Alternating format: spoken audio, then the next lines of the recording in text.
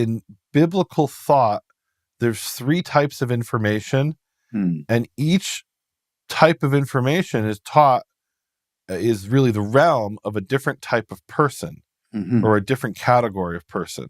And specifically, we see Tanakh in Hebrew. We call the Old Testament, we don't call it Old Testament in Hebrew. In ancient Hebrew, you call it Mikra, which is literally the reading, that which is read aloud in the synagogue. And then another name for it is Tanakh.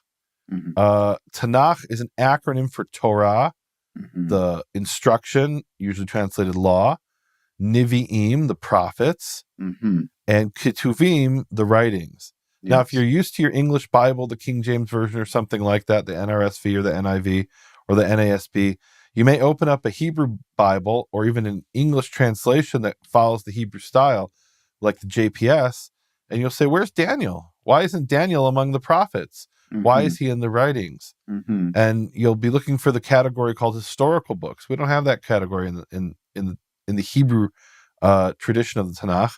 We have, like I said, the Torah, which is the 5 books of Moses. And then we have the prophets, the Nevi'im, which are really 8 books, or they're defined as 8 books, even though in English they're far more than that. So what do we have in the prophets? We have first our 4 historical type books, but they're part of the prophets, and they have a chronology from Joshua, from the entering of the land all the way into the exile. Yes. So it's Joshua, Judges, Samuel, and Kings. And you may say, wait a minute, Samuel's 2 books, 1 Samuel and 2 Samuel. Well, not in the Hebrew. They were divided into Greek into 1 Kings. Actually, in Greek, they were divided into 1 Kings, 2 Kings, 3 Kings, and 4 Kings, right? Meaning Samuel was called 1 and 2 Kings. What we call in Hebrew Melachim. Kings was called in the Greek 3 and 4 Kings. So we have those 4 books, Joshua, Judges, Samuel, and Kings, and those are called the former prophets. And then we have what are called the latter prophets. Not that they were later, but they come later in the series of books as we arrange them on the shelf. So the latter prophets are Isaiah, Jeremiah, Ezekiel, and then the 12 minor prophets. So there's 4 and 4. 12 minor prophets are considered a single book, even though obviously they're 12 small books. But because they were so small, there was a concern the scroll would get lost if it was a separate scroll. So originally it was, or at some point in Second Temple times, it became a single scroll. So that's the prophets. Daniel isn't in there, right? But we have these historical books, right? So Kings is in there, but Daniel is not. And then we have the Ketuvim, the writing, Tanakh. Ketuvim is the writings or the holy writings. Some people translate that the Hagiographa, which means the holy writings. The holy writings begin with Psalms, although in some manuscripts it begins with Chronicles, actually. So you have what are called the books of truth, Sifrei Emet, and that's an acronym. The acronym is for Job, Proverbs, and Psalms, although not in that order. That spells Emet, Iyov, Mishlei, Tehillim, Sifrei Emet. And they are special books because they actually have their own accent system, right? Every word or every phrase, I should say, in the Tanakh has an accent associated with it. Every unit of speech has an accent, as Hebrew defines it, associated with it. But then the 3 truth books, Emet, they have their own accent system. And then you have the 5 scrolls. The 5 scrolls and they have different orders, even in different Hebrew Bibles. So they're Ecclesiastes, Song of Songs, Esther, Lamentations, and Ruth. And then you have, at the end, you have Ezra and Nehemia, which is 1 book. You have Daniel, which is obviously 1 book. And then you have Chronicles, which is 1 book. And altogether, that's 24 books. That's the Tanakh. Now, why do I bring that up? Because that division into 3 is something that's already mentioned in the Tanakh. It's also mentioned in the New Testament that we'll get to. But just to bring a verse in the Tanakh that reflects this, Jeremiah 18:18. And can I ask you to read that, Keith? Absolutely. Jeremiah 18:18. So I'm reading from the NASB, Jeremiah 18:18. Then they said, "Come and let us devise plans against Jeremiah. Surely the law is not going to be lost." Yeah, the Torah is not going to be lost to the priest, nor counsel, to the sage, nor the divine word to the prophet. Come on and let us strike at him with our tongue, and let us give no heed to any of his words. So what happened is Jeremiah warned the people. He said, this religious system, this religion that you've created is going to be destroyed. The Babylonians are going to conquer the land, send you in exile, and the false Torah that you get from the priest, and the false wisdom that you get from the sage, and the false prophecy you get from the prophet, those will be destroyed, they'll be lost. And he comes along and says, or these false people come along and say, no, these things won't. So let's just kill Jeremiah, and that will invalidate his prophecy, and we'll be able to continue in our false religion. But what we see is in the mind of the ancient Israelite, there's three realms of information. There's Torah taught by a Kohen, a priest. There's wisdom or counsel in this case, advice, really, it could be translated as well, taught by a sage, a wise person, a chacham, and there is word, literally word from the prophet. And why is this important? Because in Matthew chapters 1 through 4, we talked about how Yeshua was being presented as a prophet.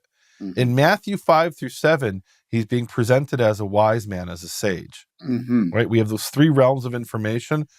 Torah, prophets, writings, and writings really is the wisdom. What do we have in the writings? We have Proverbs, we have Ecclesiastes, we have Daniel. Look at Daniel in the first chapter. It talks about how he was a wise man, how he was trained in wisdom. That's what he's doing in the writings.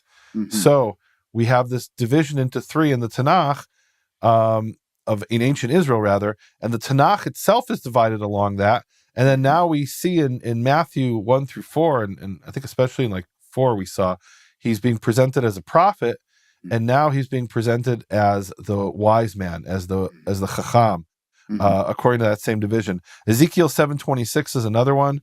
It says, and they will seek vision from the prophet. Yes. And Torah will be lost from the Kohen, from the priest, the instruction from the priest, and advice or counsel from the elders. So elder is another term for sage, because often those who are old have wisdom. Sometimes young people have wisdom. So you see this division into three. And whenever you see a phrase like Ashrei, is a wisdom saying.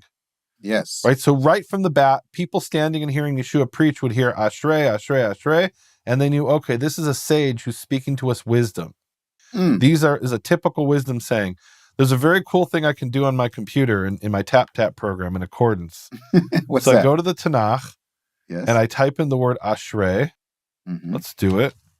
And I do a search, and I get Ashrei, blessed is, and it appears in the Tanakh. It appears 44 times in 41 verses. And then I can do a thing where it does analysis. And it tells me, I do a thing where it says, let's see, hits graph. And it shows me how many hits, just like, you do hits in like back in the old days when they had search engines that would tell you how many hits you got. So how many hits are here? So if you look at the graph, you'll see there's almost all of the, or a very large percentage of the Ashrei statements are in Psalms and Proverbs. Now, what does Psalms have to do with wisdom? So wisdom encompasses things like songs and praise. That's in that realm of wisdom. And then you have a reference to that division of three in Luke 24:44. So this is when they're walking on the road to Emmaus. Then he said to them, these are my words that I spoke with you while I was still with you, that everything written about me in the Torah of Moses, the prophets, and the Psalms must be fulfilled. Does he just mean the book of Psalms? I don't think so. I think he means Torah, Nevi'im, Ketuvim. And the first book in the Ketuvim is the Psalms, right? It's the beginning of the wisdom section, which is the Psalms. Ben Sira, who was written around 200 BC and then translated about 25 years later by his grandson, and he mentions many great teachings have been given to us through the law and the prophets and the others that followed them. They don't mean people that followed the prophets here. What he means is the books that follow in the order, Torah, prophets, and writings, right? When you have them arranged on a shelf, it's Torah, prophets, and writings, right? They weren't bound necessarily into a single scroll. They may have been, I suppose, but they definitely were arranged in that order. And he says, his grandfather's name was Yeshua, incidentally. This is Ben Sira, 175 BC, who had devoted himself especially to the reading of the law and the prophets and the other books of our ancestors. That's the writings or the wisdom books. So here we are now in Matthew, we've reached the wisdom sayings. And that's really how I think we have to look at all of Matthew chapter 5 through 7.